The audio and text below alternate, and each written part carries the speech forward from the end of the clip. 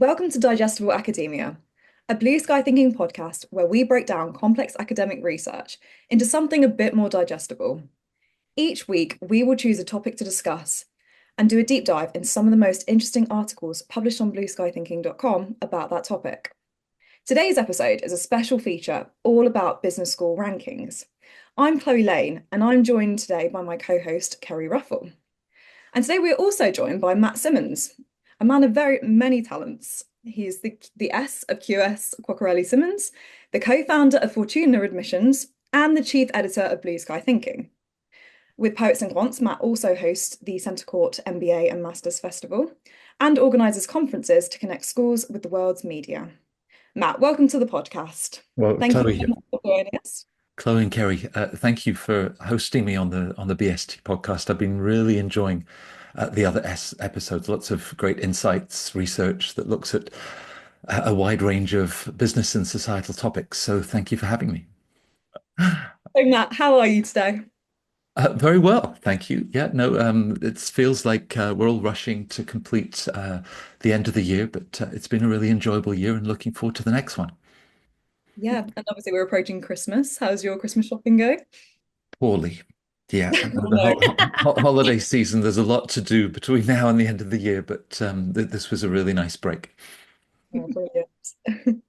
So when do you wind down for Christmas, Matt? When do you put a pause on things and say, right, I'm setting my out of office, I'm clocking off, I'm having the holidays. Um, Christmas Eve is what, officially midnight? Um, so it might be close to that. Yeah, no, always a lot to plan. Actually, the tree is one of my favorite moments because I think although untangling all of the lights is a big issue, but then you get to step back and there's just this lovely glow, and that coincides with my birthday. We always put the tree up on my birthday, and that feels like Christmas can begin now. Love that. And although, like you say, if you're clocking off on Christmas Eve at midnight, I'm wondering sort of where work-life balance comes in, and maybe if we do a future episode on that, we might have to have you back. Well, of course, there are a lot of candidates applying to business school that will have round two deadlines from the Yeah. 2nd of January onwards. And they all go home, perhaps have discussions with their family, with their friends about what matters most to them as why, as Stanford likes to ask applicants. So it's actually a bit like Thanksgiving, a great time to pursue the sort of self-reflection that's involved. Maybe I should take the same opportunity. Yeah, I guess you're right. I mean, Christmas time isn't actually all that relaxing if you're looking to apply to business school. It's not the time to put the brakes on, is it?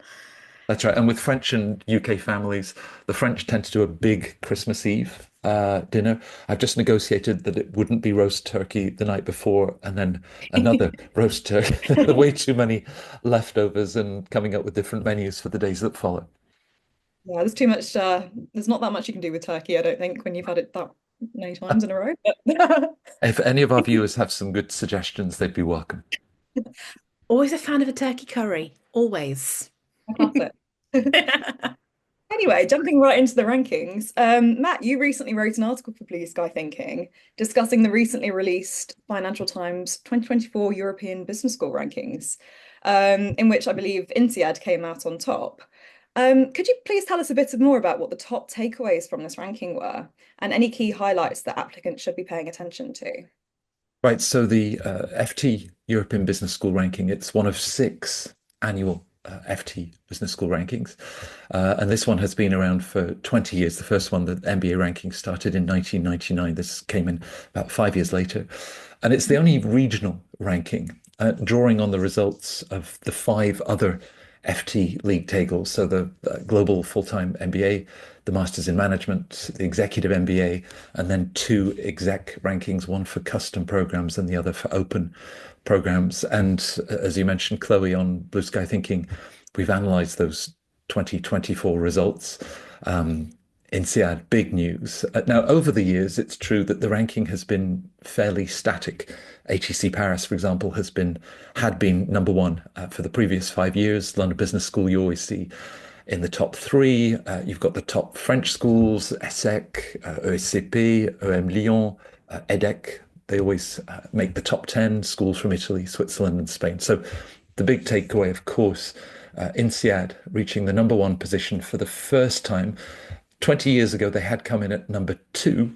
The Business School for the World has campuses in France, as you know, also the Middle East, in Asia and the Americas. But it's been delightful to see the celebration among staff, faculty, students and alumni. And it reflects a lot of hard work because I think this achievement for INSEAD has been a clear rankings strategy for the school. They've already been number one in the full-time MBA programs and in executive education.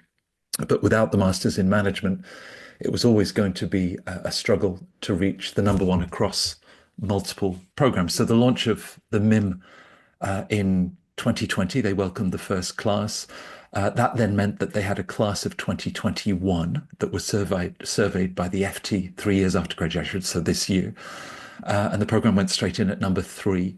And that, along with other strong results across the board, has driven the results. I think another takeaway is about the European business schools, which is the focus of this ranking.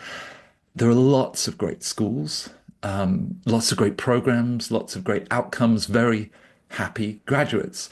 Now, with Donald Trump returning to the White House and with certain of his administration's policies, which might question the welcome that will be extended to international students. Would they get H-1B visas? I think that the European business schools have a window of opportunity, much like they did 7, 8 years ago. And maybe this result is just a chance to remind graduate management education candidates from all over the world just what Europe has to offer. So this is a really big deal for INSEAD then. So are there any other noticeable emerging schools that business school applicants should be keeping on their radar, do you think? Well, in terms of some of the pure climbers, some of the business schools that didn't rank well last year, 2023, because their Masters in Management or their Executive MBA wasn't included. That was partially the case, I guess, for INSEAD. So the climb of, 45 places for France's Schema Business School, I think, reflects that. But beyond the strength of so many French schools that I was mentioning, it's the business schools in Portugal and in Ireland that really catch my eye with these year's results. Now, these are countries with populations of 10.5 million and 5.2 million, respectively. And they're countries that they already punch above their weight in geopolitics. And Portugal certainly punches above its weight in football, perhaps Ireland in rugby. And now Portugal has 3 world-class business schools. There's the Porto Business School that was one of the biggest climbers. I think it went up by 14 places to make the top 40. You've got the Nova School of Business and Economics, which is now in Europe's top 20 with Católica Lisbon just behind.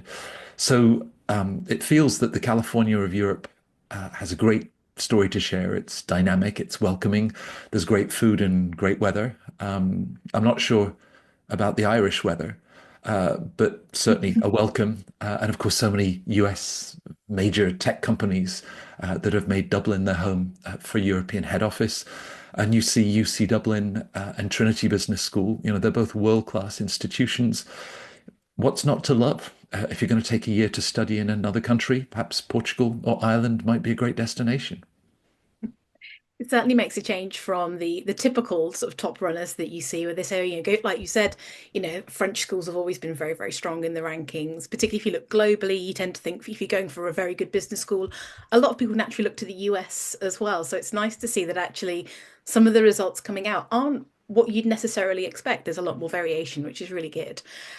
And obviously, there are schools across Portugal, certainly, Ireland and others that are celebrating their successes and sharing their results far and wide.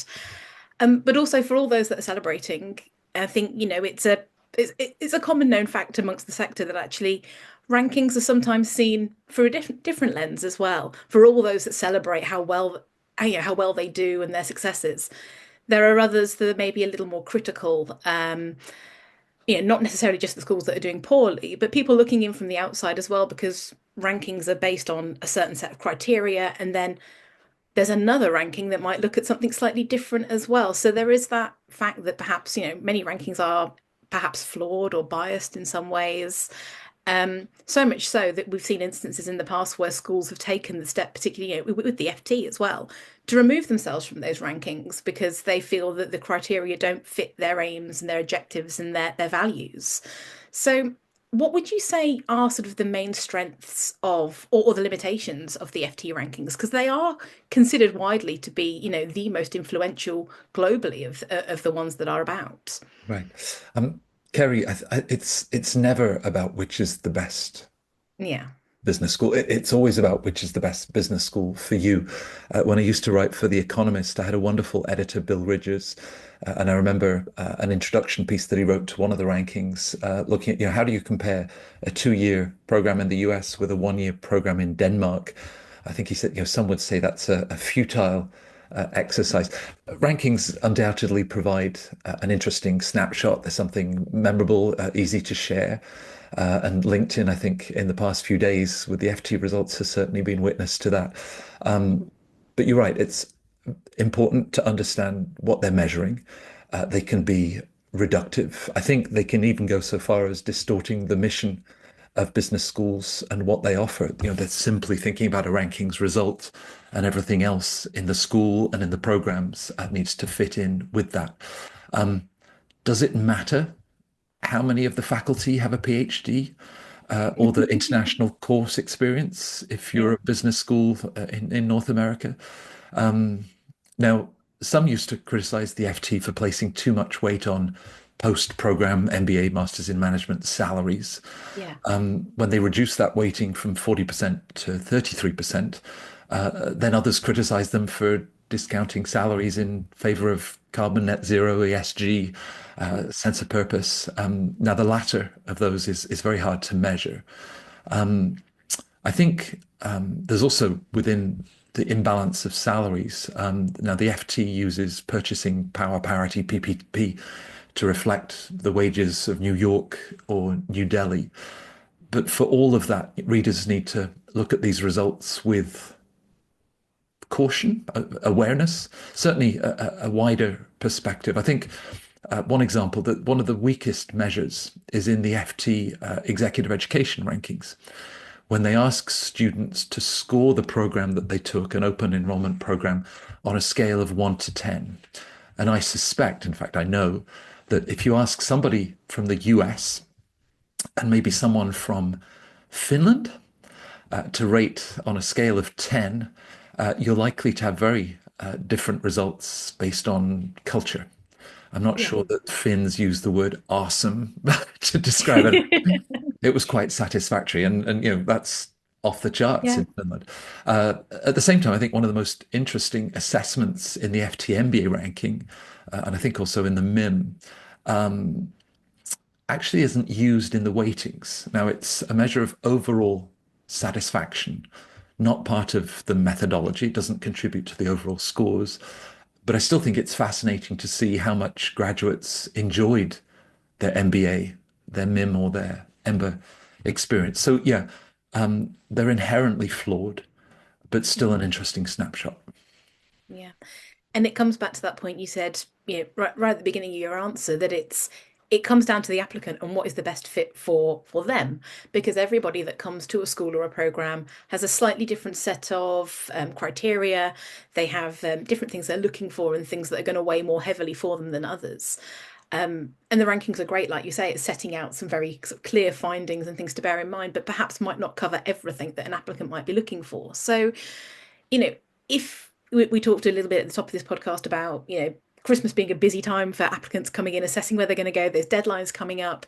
So if you put yourself in their shoes, how do you think those applicants should be critically assessing rankings like the FTs, and what should they be looking for perhaps beyond that? My mother likes to remind me that when I was a kid, I actually came downstairs and slept next to the Christmas tree. I don't think I was trying to run into Father Christmas along the way, but I was just way too excited. Now, if there's a box with a business school inside it, these rankings are a useful part of your research. But I think, for any candidate, start by thinking about what matters most to you. With Fortuna Admissions and with the CentreCourt MBA and Masters festivals, I speak directly with thousands of candidates and alumni every year. And yes, salary, ROI, these are undoubtedly important criterion. The global brand and rankings often, I think, are a reflection of that, the reputation of a school, which is clearly on their minds. But what if they really want to be part of a collaborative community that is having a very positive regional impact? Or study in a city that is culturally vibrant. It's got a strong startup scene. So yeah, rankings, but meet the schools. Talk to the students and alums, and again, think deeply about what really matters to you. So, Matt, you regularly publish a Rankings of the Ranking series on BlueSky Thinking, which consolidates business school rankings from several different places. For example, the QS World University Rankings, Times Higher Education World University Rankings, etc. And so by doing this, you create an almost ultimate rankings overview, which might be focused on a specific subject or a specific region, for example. So could you explain a bit more about what these rankings actually entail and what actually inspired you to start creating them? Ultimate rankings, that sounds so glamorous and influential, powerful. That's great. Um, Yeah, so the first one, it seems obvious once you've done it, but the first one, I published a ranking of rankings on Forbes. What was that, around 2012? And it was looking at the world's leading MBA programs. And it was wildly popular. It had millions of views, things that I'd, carefully written and hoped that they would find a big readership and they'd get like 220 people. But no, this one, rankings, lots and lots of views.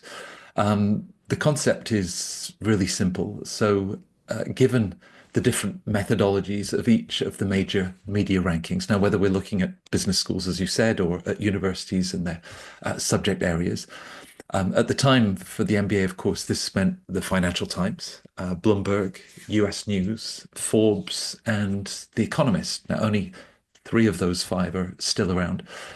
So simply, how does a school or a program perform when you combine and aggregate the results? And I think one of the outcomes, you quickly identify consistency and a world-class pedigree across multiple criteria. It's also quite easy for candidates, right? If they looked at the ranking of rankings, in a sense, they had all of the results in one place. And I'm quick to add that in the article that accompanied the results, there was a fairly lengthy dissection of each of the methodologies. So you could still work your way back up and say, what might this mean for each of the different league tables? Yeah, but I guess in each of those different rankings that you described, they all have slightly different methodologies. So could you explain to us a bit more about how you navigate that, and how you actually create those rankings tables? And also, how did you decide which rankings to actually include in your rankings of the rankings? I, Are there I mean, any that yeah, in maybe terms of which ones to include, that those for business schools that I mentioned, those were, I think, acknowledged as the five major rankings for MBA programs. The Princeton Review used to do one and would include things like, the business school that was closest to the best golf course, which, hey, networking, learning to play golf and meeting future business partners, why not? But yeah, those I think were, there was a sort of a common sense to focus on them. When looking at universities and the specific subjects, so we've done computer science, we've done engineering, and the latest a couple of weeks ago, which looks at the best institutions for economics. And for that, again, there are four global university rankings. There's a plethora of national league tables, The Guardian and the Times. In the UK, US News just looks at colleges for the domestic market. Canada's got a ton, country by country. So when you're looking at a global university ranking, the four that really dominate, Times Higher Ed, US News, and their global version of the rankings. There's also ARWU, that people know far better as the Shanghai rankings. And of course, the company that I co-founded, QS. So how sophisticated is the methodology? It's an average of the results across those four league tables. And deliberately, I know that my business partner, John Byrne, does something a little different for Poets and Quants, but I chose not to weight one ranking more than another. Why introduce the intrinsic bias that that would create? And, who is it for me to say that this one is worth 30% of the ranking and this one 10% of the ranking? So it was simply, in the case of universities, four rankings, 25% weighting for each as you aggregate the results. And then when it used to be five major MBA rankings, same process across five sets of results. So we talked a little earlier about the fact that all these rankings that are available have different methodologies, different priorities, different weightings and structures. Not all of them include, how far away you are from the nearest golf course. It would be high on my list of priorities unless it was a crazy golf course. But so bringing them all together and weighting them equally and putting them into one table, that's like a one-stop shop then for an applicant to be able to come in, have a look at what the ranking of ranking provides and get a pretty good steer then from that point on what they should be looking at in terms of a good school. But of course, like we discussed earlier with the FT rankings, there's probably a bit more investigation that an applicant could do from that point onwards. So what do you hope applicants would take away from your tables, and what more might they do then before making their selections? Yeah, I'm mindful that I don't think that the ranking of rankings stands alone. Already it acknowledges and draws on the results of the others. So I think it's more the sense that it works well alongside each of the individual Yeah. rankings. As you said, they each have their own methodologies. But when you see a headline in the BBC or the Times of India, screaming about the latest results, as a reader, you don't necessarily then take the time to see what particular ranking was measuring, and not all media include that level of detail anyway. They simply say, here's number one, and why isn't there a school from this country in the top 10? I think with the BlueSky thinking ranking of rankings, not just an applicant, of course, they're certainly in mind when I put these together, but parents, family members, researchers, as you think of really diving into a specific subject area, or employers, multiple stakeholders, they then, I would hope, have the confidence that because this is an accumulative result that draws from all of those different rankings, it's pretty solid. I can understand someone that says all rankings are flawed. So if you bring all of these flawed rankings into one ranking of rankings, somehow amplified the flaws. Yeah, you're probably right. And this isn't an exact science anyway. But I do think that having one point of reference across different methodologies does create a sort of a fusion and some very solid overall results. Yeah. And you mentioned that obviously it's not just applicants that are paying attention to these. It is, whether it is employers, it's other bodies, other institutions. I wondered sort of what the response has been. So whether that is institutions' feedback or employers or businesses or academics, what sort of response have you had from combining these sort of all-in-one lists? Well, they're still talking to me, and they smile when we meet at conferences or on their campuses. So that's reassuring. Well, perhaps one thing that they don't have to provide lots of data or ask their alums to fill in yet another survey. I mean, the time and the resource required by business schools and universities to respond to so many global, and as I said earlier, so many national or regional rankings, it's insane. And it definitely leads to rankings fatigue. Is that a Yeah. thing? But I think because a ranking of rankings, so it takes an average across multiple league tables. So the final result mathematically will never be as strong as at least one of those four or five individual results, right? The nature of an average. So they might lead with the fact that they were number 12 in the world over here. Perhaps the ranking of rankings wouldn't match that one individual result. But again, I think it's a great way for whether business schools, universities, departments in a particular subject to demonstrate, the world-class consistency across multiple measures. And, business school rankings are evolving very quickly. They're introducing new indicators, the methodology is changing, how they're actually measuring these factors. Um, so in your opinion, how do you think that business school rankings are evolving to better reflect those factors that actually matter to students and applicants? Factors such as sustainability, diversity, graduate outcomes. What are these rankings companies doing to, you know, reflect those factors? Yeah. So it's certainly true for the Financial Times and the examples that you gave with sustainability.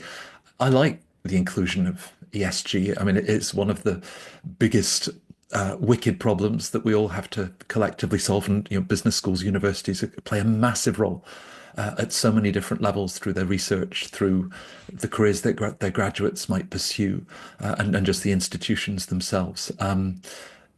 I work with a lot of schools to help them intelligently respond to the rankings questions, whether from the Financial Times or the other organizations, and observe, there's a lot of room for interpretation. For example, the FT now for, what is it, about 5, 6 years has been asking about the percentage of classroom hours that are devoted to sustainability.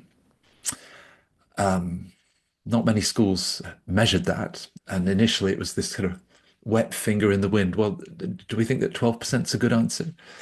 Some schools figured, hey, no, let's not stop at 12. Let's say 25, 30, or it has subsequently influenced curriculums. INSEAD last year, of course, announced that the entire core curriculum would embed sustainability into each of those different courses. So, the FT is also helping, I think, to drive and shape that. But I think some of the answers that certain schools were providing were wishful, maybe, Mm. not necessarily accurate.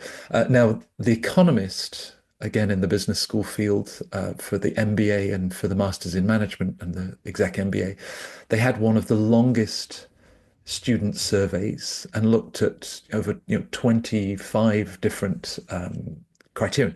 Some really interesting questions for any alum to reflect on, looking at all of these multiple factors.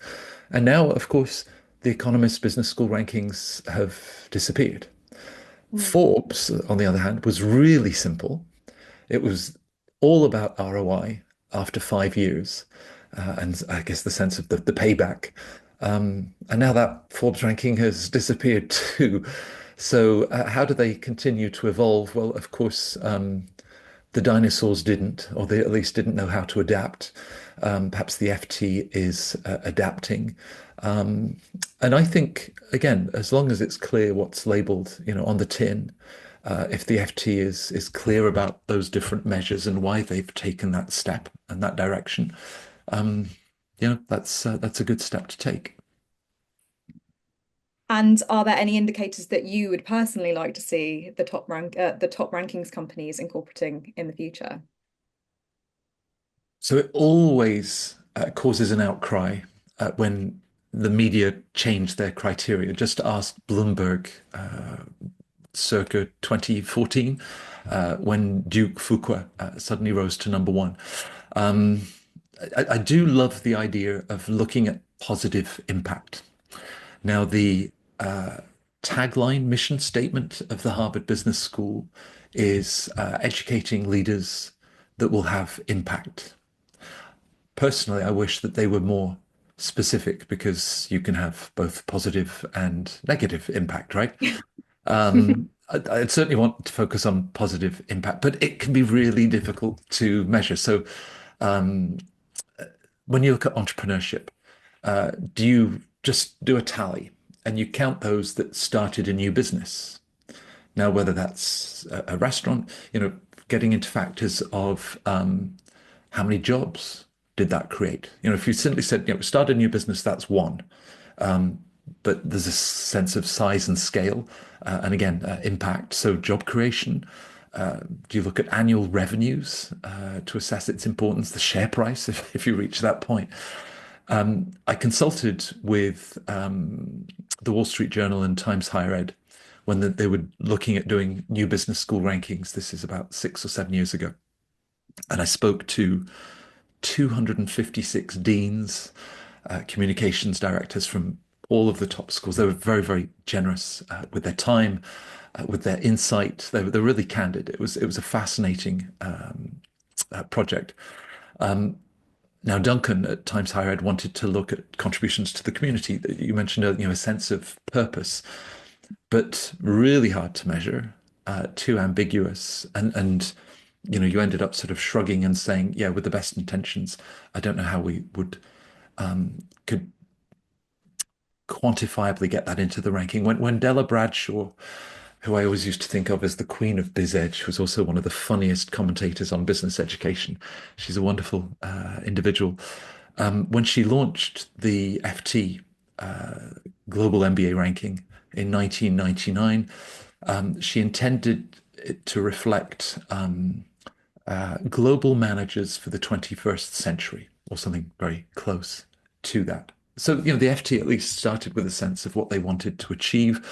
They have factors, of course, that look at international students, international faculty, international board members, international mobility, international outcomes.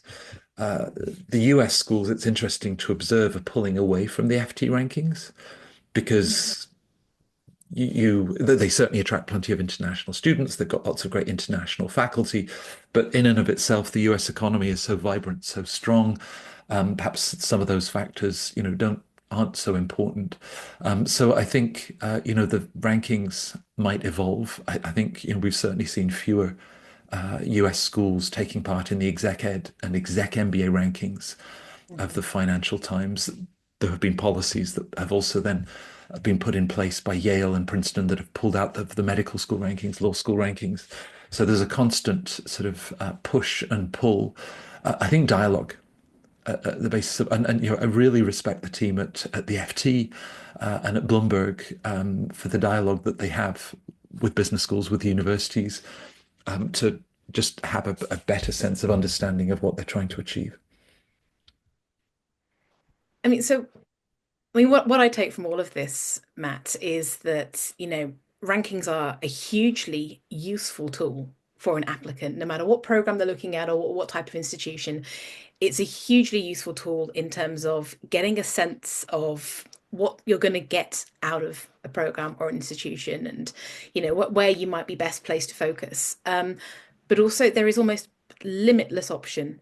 And certainly in the rankings themselves, you mentioned a little while ago about, where do you draw the line if you're measuring entrepreneurs, for example, and do you look at job creation? Do you look at, revenues and things? Surely, if you're putting a ranking together, you've got to put the brakes on somewhere. Otherwise, you're pulling in too much data to be able to assess properly and to be able to pull a ranking from that. So rankings in themselves, like you say, are limited because you've got to have a set amount of criteria to assess from to be able to put your judgments forward. But everyone does their rankings differently, and there are league tables, national tables, all sorts of things. Your ranking of rankings certainly pulls out, the best of the bunch and gives some balance. But applicants surely must be feeling pretty overwhelmed by the amount of data and the amount of choice and the amount of advice that they're getting. So, what advice to add more advice on top of that? what would you say to sort of steer an applicant who might be feeling a bit overwhelmed by what they should be looking at, what they should be paying attention to, where they should be, focusing themselves in terms of taking this next step? If you had asked me which indicators are the most important for applicants, for candidates, when they're looking at business schools or universities, it'll be the shortest answer of the podcast. Your own. It's your indicators, right? And how you will then filter. And I have enormous respect when I look at the ranking of rankings for BlueSky, thinking, I've got these multiple spreadsheets, but nothing compared to what Ben Souter and the team at QS or Duncan Philbatty and the team at Times Higher Ed, Leo and the team at the FT. They're looking at an enormous amount of data, as you say. So I feel that I'm probably in the right place, trying to keep it as simple as possible. So advice for applicants feeling overwhelmed. For the candidate themselves, you're going to do this once. Applying to your Masters in Management, your GME program, the MBA, an exec ed course. Well, no, you could take multiple exec ed courses, but Yeah, let's say we're going to do this once. So use the rankings wisely as part of wider outreach. Example, find the second year student in a program that you're interested in who's beyond the classroom. Maybe they're running a particular club or an activity at the business school or university that really matters to you. You know, a place where you'd want to engage and bring your ideas and your energy. So, you know, rankings, of course, a very helpful place to start. That's for candidates, but I suspect that the greater number of people looking at the rankings are actually the alumni. How did our school do this year? What am I worth on the market given the brand reputation of my school? That's delicate. In fact, it was one of the reasons that I stepped away from QS, because with rankings and their influence, I think comes tremendous responsibility. And the results will impact. I remember a school being left out mistakenly or misranked and getting called. That communications officer was in great personal distress. You know, this individual was being contacted by alumni. You know, what does this result mean, and what does it say about the school? Yeah, I think for alumni too, you know, they always like to look. If we go back full circle, the FT European Business School ranking, I posted the results, and I think 25,000 people have viewed those results since posting. Lots of INSEAD alums, you know, so proud to see this result for the school. The results go up and down, right? Once you're number one, there's only one place that you can go from there. Yeah, they're a great snapshot. When they're too volatile, you have to wonder. I mean, you know, did a school fundamentally change between 2023 and 2024? So, of course, as with so many things in life, take it with a grain of salt. And perhaps, you know, as we reach the end of this podcast, and thank you everyone for staying with us, you know, that's something to take with you, just part of the research. I love that, especially humanizing the rankings that are often very data heavy. Just as you say, going out and speaking to those alumni who have done it all before and know exactly how overwhelming it can be picking a business school can just be really helpful. Thank you so much for joining us today, Matt. It's been brilliant to hear your insights, and I think you've given us a lot to think about. What would you say is next for the rankings of rankings? Well, the university-wide, and as you mentioned, we then try to look at it within different regions. So, you know, whether it's universities in Canada or universities in Asia, you know, already we see the trend over the last 10, 15 years, the emergence of so many world-class institutions in different parts of the world. And it's really nice to be able to give them that focus. So I hope people will look out for that and follow it as part of a broader context. You know, I've been very fortunate to build a career in higher education and business education. I can't compare it to many other things. A few part-time student jobs that I had, I'm not sure it's the same thing. And it's one of the things I love about BlueSky thinking. Rankings is part of that, but to actually bring together so much insight, you know, so much thoughtful research, people that are, you know, really having impact and things that actually relate to the real world. You know, we've often talked about universities in an ivory tower. I think business schools in particular are a fantastic reflection, but it's university wide, how this reflects human behavior, the societal challenges. You know, we've talked about the environment, and if we're going to fix these things, universities and business schools have a huge role to play. I'd like to think that BlueSky thinking builds that bridge and you know, it enables readers to really understand and make that research and that expertise accessible. So thank you, at least two of you that are looking at the ranking of rankings. Good to know that there's a multiple readership out there, and for having me on the podcast. Yeah, it's been brilliant to have you. Thank you again. And you can find all of the rankings of rankings tables on blueskythinking.com. So do join us again for our next episode and look out for those articles that we publish soon. Thank you so much, Matt. My pleasure. Thanks, Chloe. Thanks, Kerry.